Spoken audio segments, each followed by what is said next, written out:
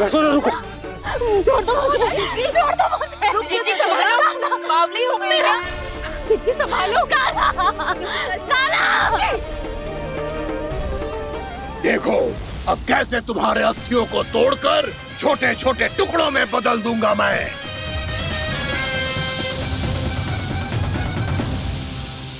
अगर जी आप जाओगी तो आप भी फंस जाओगी। अपने लल्ला के लिए मैं किसी भी संकट का सामना करने के लिए तैयार हूँ।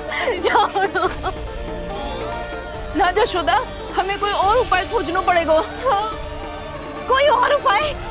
आप देख ना रही मेरा कान्हा किस दशा में है। कान्हा मैया के वश में नहीं है, नहीं तो ये अपने लल्ला के लिए साक्षात काल का भी सामना कर ले। ये तो केवल कालिया नाग है। हे नागराज, आप मेरे प्राण ले लो पर कान्हा को छोड़ दो। ना नागराज, आप मेरे प्राण ले लो, मैं विरोध भी ना करूंगी। ना नागराज, आप मुझे मार दो पर मेरे कान्हा को छोड़ दो। ना ना ना ना नागराज, मेरे प्राण ले लो, हमारे कान्हा से क्या शत्रुता है आपकी? प्रभु के लिए जो प्रेम यशोदा मैया के हृदय में है, वही इन सभी गोपियों के हृदय में भी है।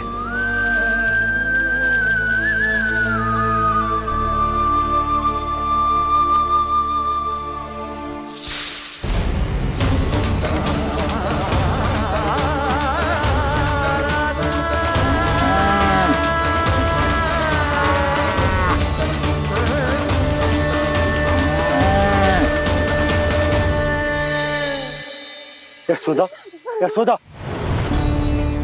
देखो इन गोपियों को, इन गैयाओं को, इन सब के मन में भी तुम्हारी भांति ही ममता भरी हुई है। वो सब भी कान्हा से उतना ही प्रेम और स्नेह करती है, उतनी ही ममता से भरी हुई है जितनी कि तुम। तो तुम ही सोचो, जिसके साथ इतनी ममता और इतना स्नेह, इतना प्रेम, उसका कोई क्या कर सकता है? उस कालिया नाग का वेश इस सब आशीर्वादों के सामने कछु ना है। कछु करो जी, उसे बोलो वो मेरे प्राण ले ले, मेरे कान्हा को छोड़ दे। यशोदा,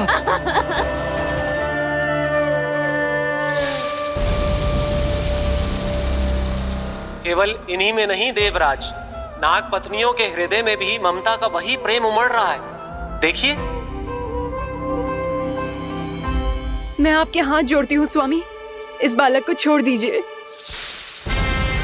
ये अवश्य ही कोई दिव्य आत्मा है स्वामी।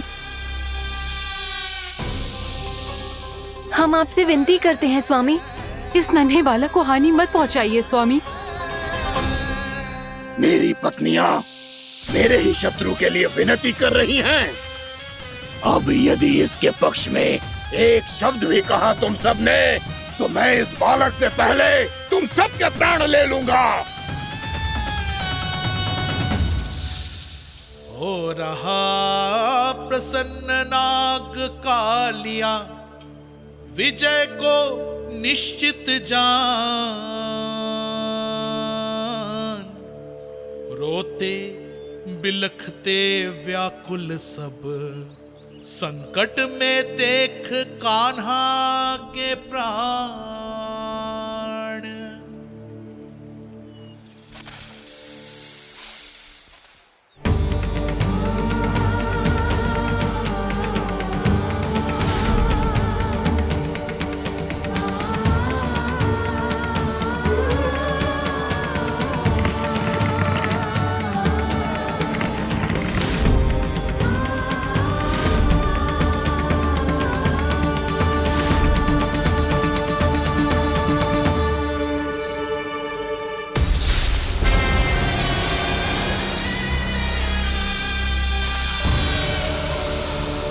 कुछ करो जी, मेरे लल्ला को बचा लो, कोई तो कुछ करो।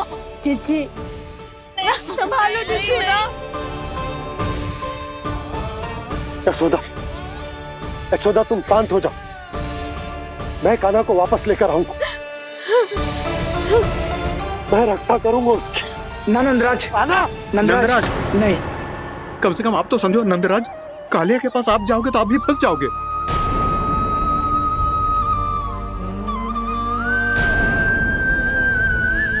बलराम, तेरा भाई इतनी भीषण संकट में है और तुझे जरा भी दुख ना हो रहा? क्या आप सब अब तक नहीं समझ पाए कि कान्हा सच में कौन है? छोटे बाबा, आप तो उसका सत्य जानते हैं ना?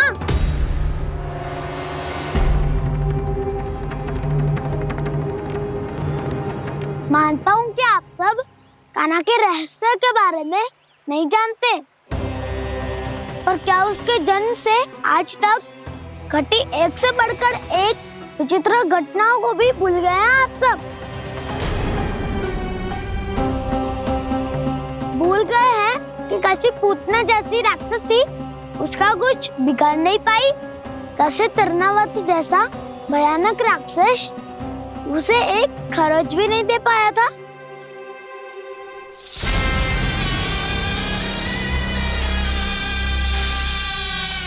आप सबने अपनी आंखों से देखा था ना, बकासुर से कान्हा की रक्षा करने देवता स्वयं आए थे।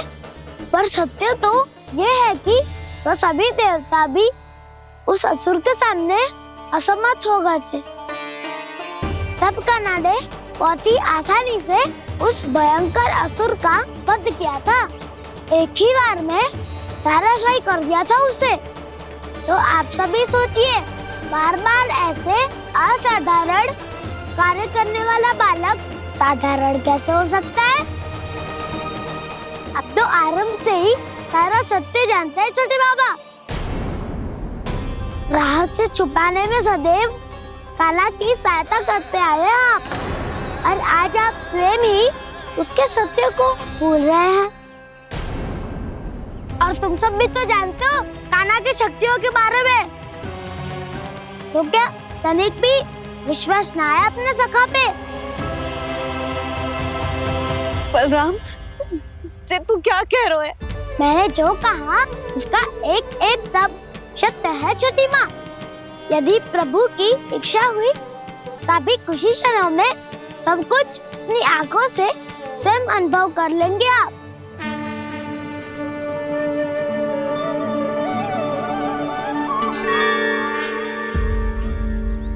शांताकारं भुजगशयनं पद्मनाभं सुरेशं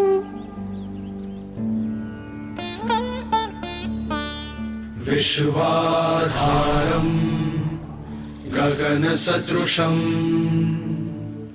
मेघवर्णं शुभांगं लक्ष्मीकान्तं कमलनयनं योगी वीरध्यानगम्यं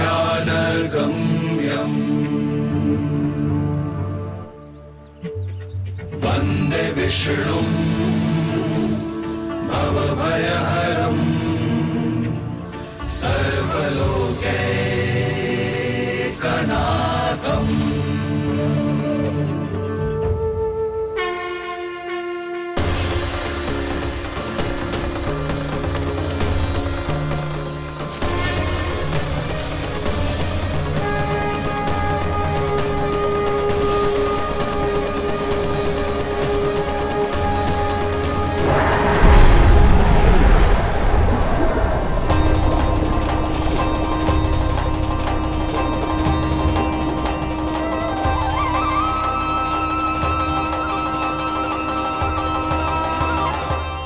तुझे क्या लगता है बालक कि तू मेरी जकड़ से निकल गया तो अब बच जाएगा तू?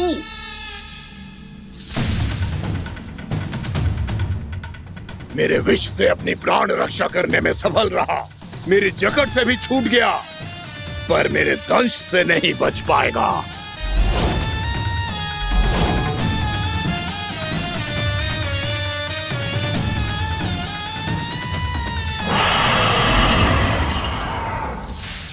अब भय से भाग रहा है, पर मैं तुझे मृत्यु देकर रहूंगा।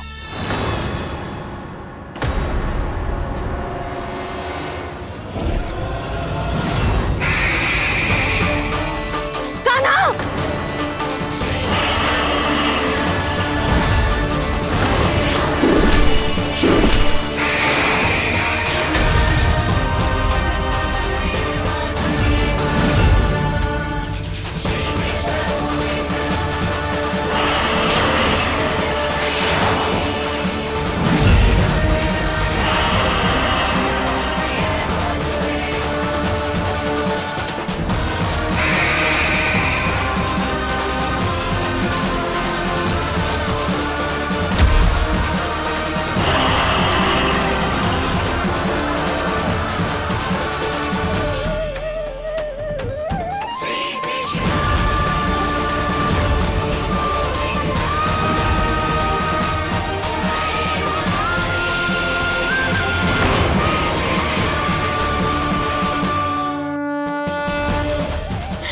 मेरा नन्हा सा कान्हा कितनी देर भाग पाएगा?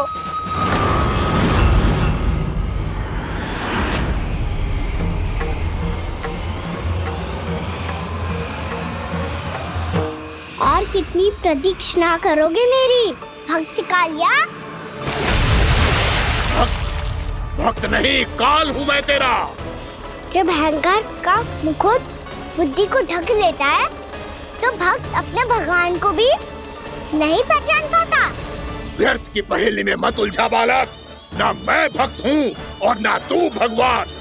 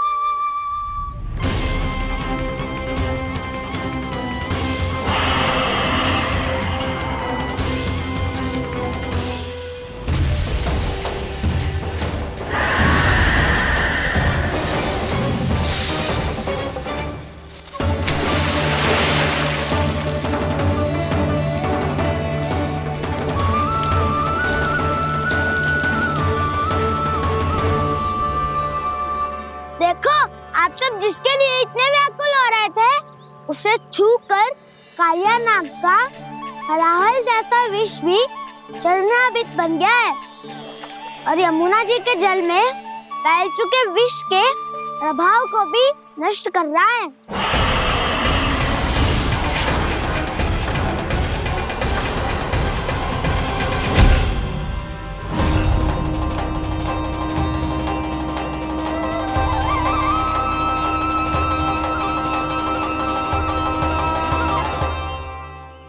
धर्म रक्षक, अधर्म विनाशक प्रभु श्री कृष्ण का कौशल सचमुच अद्वितीय है।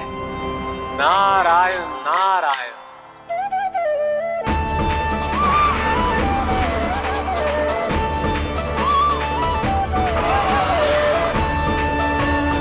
मेरा भार तुम्हारे भीतर के अहंकार का प्रतीक है कालिया। अब तुम्हारा अहंकार, तुम्हारा अनपान मेरे पाँव के नीचे है और तुम्हारी पूंछ अर्थात तुम्हारे प्राण मेरे हाथ में। अब तुम क्या करोगे भक्त?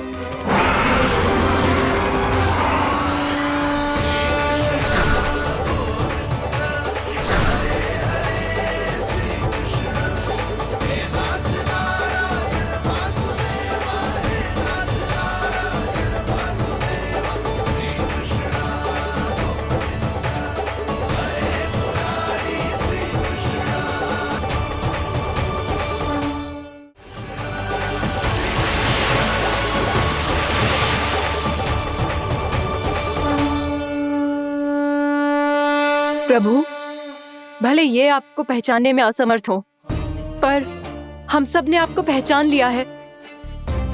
हाँ प्रभु, एक भक्त होने के नाते और एक अर्धांगिनी और माँ होने के नाते मैं आपसे इनके प्राणों की भिक्षा मांगती हूँ। अपनी कृपा दिखाइए और इन्हें क्षमा कर दीजिए। आपके लिए मित्र और शत्रु में कोई अंतर नहीं प्रभु।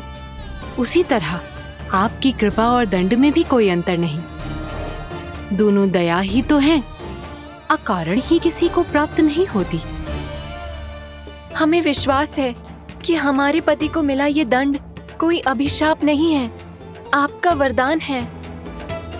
ये सत्य है प्रभु कि इनसे बहुत से पाप हुए हैं। इनके विष से बहुत सारे जीव जंतु को हानि पहुंची है, पर अब आपके चरण इनके शीश पर पड़ गए हैं। ऐसी कृपा तो बड़े बड़े महान महात्माओं को भी दुर्लभ है, और इन्हें प्राप्त हुआ तो अवश्य ही ये किसी महान पुण्य का ही फल है। हे प्रभु, उन्हीं पुण्य कर्मों की शक्ति का आह्वान कर मैं आपसे विनती करती हूँ, इन्हें प्राणदान दीजिए। मैं अपने इस भक्त को क्षमा अवश्य करूंगी देवियों, यदि ये अपने अहंकार को त्याग कर मुझे पहचान ले तो।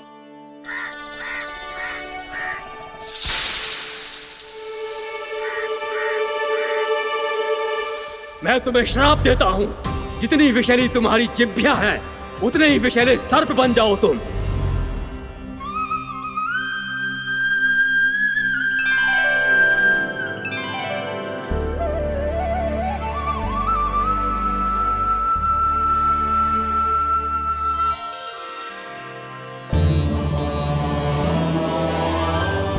नारायण, मुझे क्षमा कीजिए नारायण। मैं तो आपका परम भक्त था, किंतु मैं आपको पहचान नहीं सका। इसका दंड तो मुझे मिलना ही था, किंतु मैं अब प्रायश्चित करना चाहता हूं। इसके लिए यदि आप मेरे प्राण भी ले लेंगे तो भी मुझे कोई दुख नहीं होगा। मैं अपना जीवन, मृत्यु और अपना अस्तित्व सब कुछ आपको समर्पित करता हूं। तुम्हें तुम्हारे क्रोध के कारण श्राप मिला, जिसे विशाल सर्प के रूप में तुम्हारा जन्म हुआ, और सर्प का तो स्वभाव है विष फैलाना। इसीलिए तुम्हें दंड नहीं दूंगा मैं। शेष सभी अपराधों का पश्चाताप कर लिया, इसीलिए मैं तुम्हें क्षमा करता हूँ कालिया।